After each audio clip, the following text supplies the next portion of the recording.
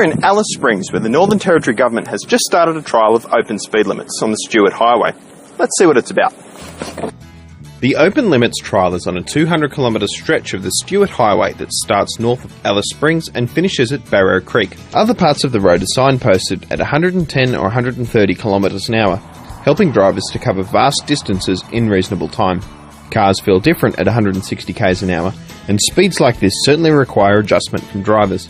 Many Territorians keep their speed limits low at dawn or dusk when animals are more active, and most choose to keep their speed under 150 for safety reasons. There are good reasons behind the trial, including reductions in fatigue through shorter journeys and the theory that driver attentiveness improves with speed. But the argument against it is also pretty clear. The Stuart Highway is not a racetrack, it's not an autobahn or a road designed for people to drive at 200 km an hour. It's an outback route that requires drivers to switch on and consider their surroundings before choosing an appropriate speed. For many years, the Northern Territory did not have speed limits on its major roads. Back in 2007, the NT government introduced maximums of 130 km an hour on many of its major roads, including the Stuart Highway. But the government's taken a step back in time by introducing a trial of open speed limits along a 200km stretch of the Stuart Highway north of Alice Springs. The trial lasts for 12 months and will be used to determine whether open speed limits should be applied on a wider area across the Northern Territory.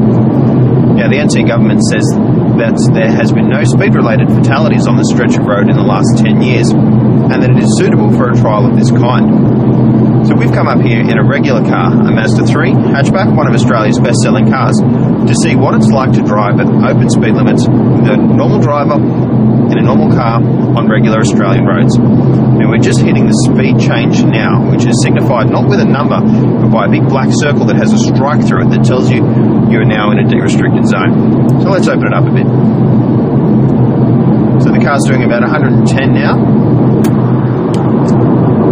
and 130, which is the normal highway speed limit now in the NT. That's 140. 145, which would be a 6-month suspension and a $2,000 fine if you lived in New South Wales. And that's 150. I'll probably leave it there for now. Now, the big part about this is the NT government has decided that drivers should use their own judgment as to what speed is appropriate for the conditions.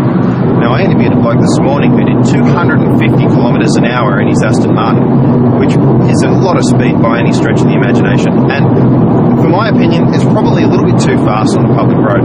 Now, in a car like the Mazda 3, we're doing about 140 now, and the car feels pretty good. It's a bit bumpier. The imperfections in the road come through a little bit more at higher speeds, and you might hear that it's fairly noisy as well. And the Mazda 3 is a little bit noisy for a small car, but certainly as speeds come up, so does the wind and the road noise around the vehicle. When driving at speeds like this, you certainly need to be careful of just your closing speed. When there's another vehicle coming, you've got less time to react to it, and if something like a kangaroo jumps out, you've certainly got a lot less time to react, slow down, and avoid a collision.